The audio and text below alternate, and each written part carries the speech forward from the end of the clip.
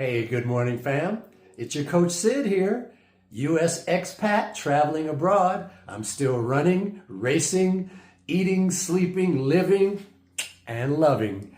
Now, the subject of today's short talk is, what costs more, protein or insulin? Stay tuned. Now, let's see if I can correctly frame this so that everyone can understand what I mean when I say what's more expensive, buying and eating high quality protein, or later on when you have diabetes, buying insulin and keeping up with that regimen. Okay? Now, when it comes to nutrition, you want to start your day with an adequate amount of protein. Not with dessert like cereal and milk and all that stuff that they've been selling and telling us, but with something that our ancestors here used to eat. Eggs, meat, butter. Those things caused satiety and gave us a high quantity of protein in our diet.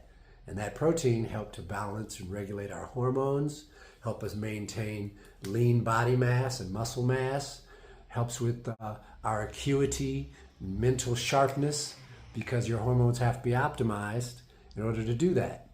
So if you have a deficient diet in protein because you started your day with donuts and coffee, or as they do here sometimes in this part of the world, mandazi, which is like a pastry, and tea with sugar, you're starting with dessert. You're not really feeding your body its macro essential nutrients.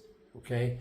Now, if this is the pattern of your lifestyle, where you're protein deficient, you're craving all day because you didn't meet your requirements, so you're stuffing yourself with carbs and starches throughout the day, you're setting up a pattern where you're living with high insulin.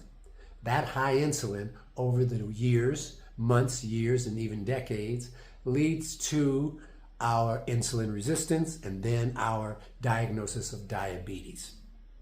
Visceral body fat, belly weight, all of those things, the inflammation that leads to other issues downstream, all caused by inflammation and all associated with having hyperinsulinism.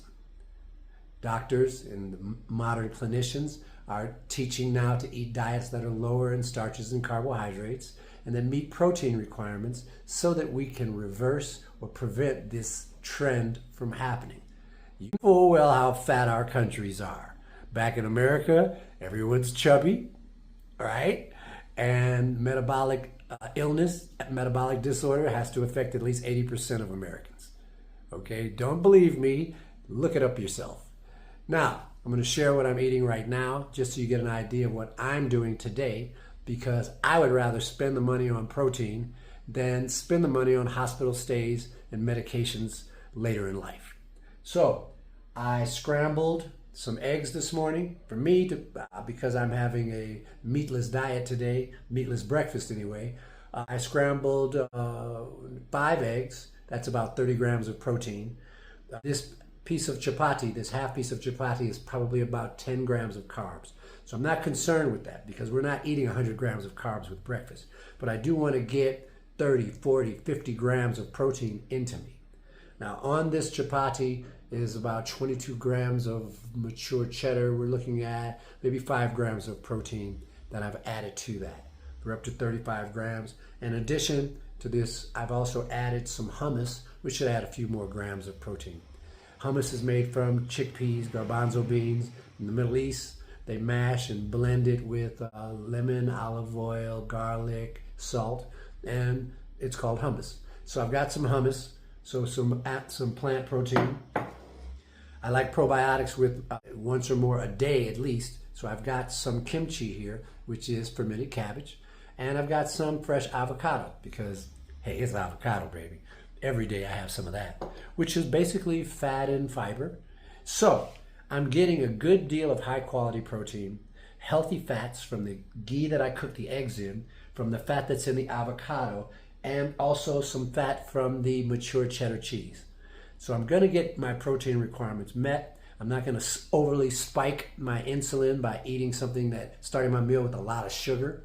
Like how you start your day back home with orange juice and all that? No, baby, no.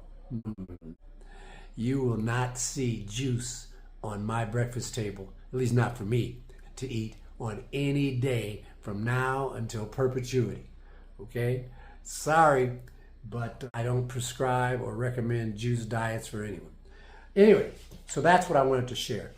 Starting my day off like this will make me alert, not drowsy, and I won't have cravings for the next 5 hours. You see, allowing me to concentrate on my work and just having a better quality day because I won't have a monkey on my back nagging me to put something in my pie hole. Okay, I just spent 5.5 minutes explaining this. Maybe I'll get into more detail later, but for now, I've got to eat. Oh, and my intermittent fast, because I had something to eat when I walked to the store to get eggs. So I actually walked several kilometers this morning as well, you see, including movement in my day. And it was in a fasted state. So, you see, we'll get into that later. But my point is that there was movement. I got in about 14 hours overnight fasting last night, which is fine with me. As I said, I'm not sticking to some regimen like I must do 16 hours. When I was chubby, I did stick to it. But now I'm just living, which is the freedom you get from having discipline in the first place. Okay, I'm at 6 minutes and 20 seconds. I'll bid you adieu later. Oh, by the way, if you find that these talks that I share offer you hope, inspiration, valuable knowledge, or make you curious to investigate more for yourself on how to live a better life with more wellness, vitality, vigor,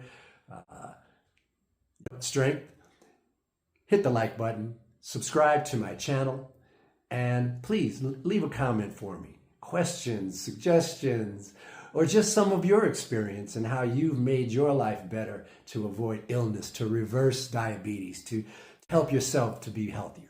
Okay.